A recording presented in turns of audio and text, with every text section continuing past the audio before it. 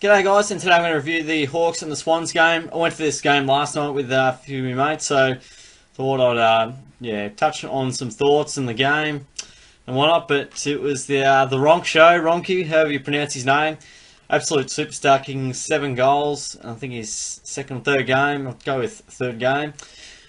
On fire. It was an interesting game. There was a bit going on before the game with the Beyond Blue Cup and things like that, but as far as the game panned out, it was pretty even up until probably, there was various stages where both sides had a fair bit of momentum.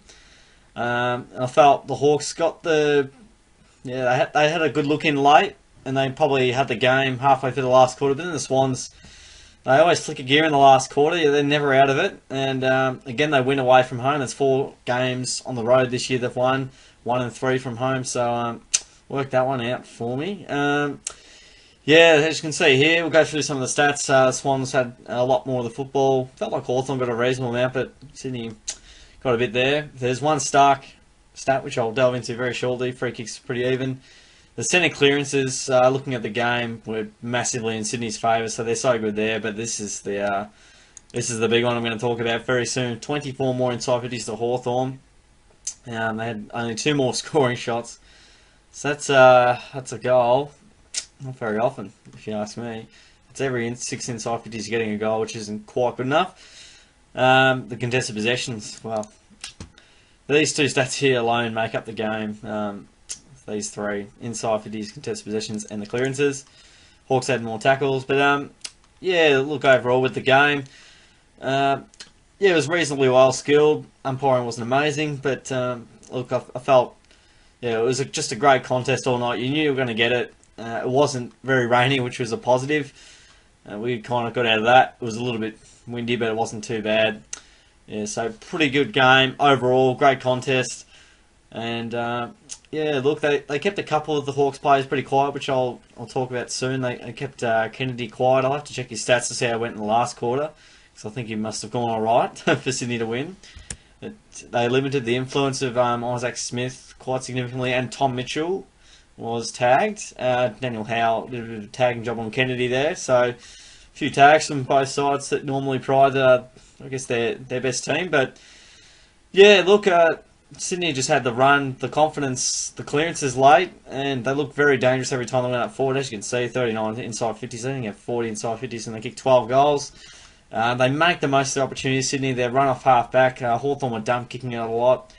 I felt didn't really make the most of their opportunities there. When Sydney went forward, they looked like they were going to score and score big time. And that mobile forward line we'll talk about. Obviously, no Franklin, no worries. Obviously, are they a better team with him in? You'd have to say so, but they're certainly much more unpredictable.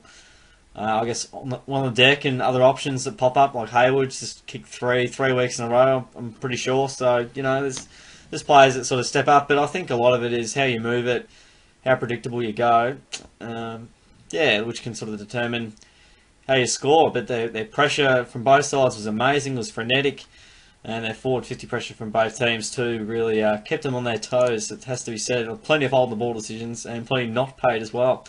But I'm moving to the votes anyway. Have to give 3 votes to the RONKE, the man.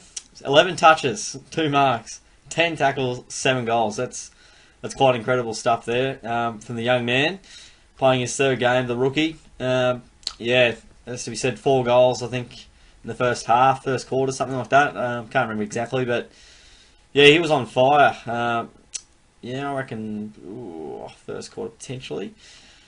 Sensational, on fire, kick goals at crucial stages, and kicking 7 when your team kicks 12 and win by 8 points. Massive. That's huge. He was definitely the best man on the ground. Jakey Lloyd gets my 2 votes. Look at that. 36 touches, 24 kicks, which is awesome. 4 marks, couple tackles as well. Also got on the scoreboard. He kicked it behind late. He just moves the ball so well. He's a smooth mover. Great kick. Man, very tough to beat in a one-on-one. So my 1 vote goes to Jack Gunston. He kicked, as you can see, I've sorted by the goals. I'll go by the fantasy points. He kicked the 5 goals, 15 touches, 4 marks, and he was trying to match up with RONKE earlier. And hopefully I haven't got this wrong with pronouncing his name, but love the way he's gone about it. And Yeah, Jack Gunston, very accurate in front of the big sticks, kicked a couple of behinds.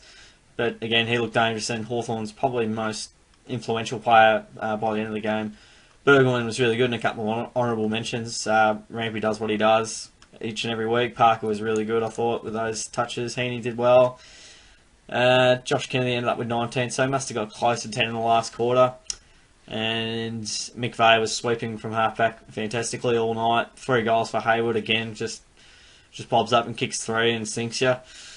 As far as the Hawks go, I'll be very interested to see how Tommy Mitchell went 20 touches. That's stark. He was probably looking on world record pace. And do you tag him? Do you not tag him? I think if you have a superstar midfield, probably not. But Sydney, do they have a superstar midfield?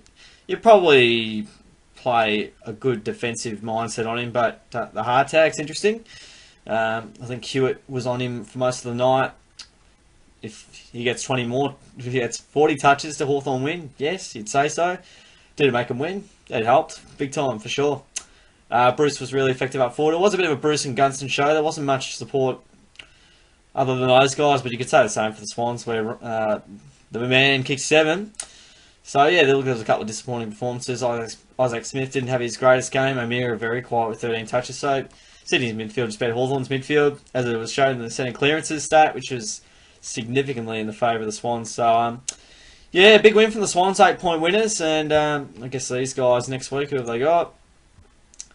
Sydney have got the Dockers, so you'd imagine they get the job done there at the home deck. And the Hawks have the Lions at the Gabba. You'd imagine likewise as well. So that's another review, guys. I hope you've enjoyed this one. Subscribe away if you're keen to see more reviews. Like it, yeah, that'd be great. Can't speak at the moment. So I'm struggling there from all the yelling last night. Thanks for hanging around, guys. I'll catch you all next time.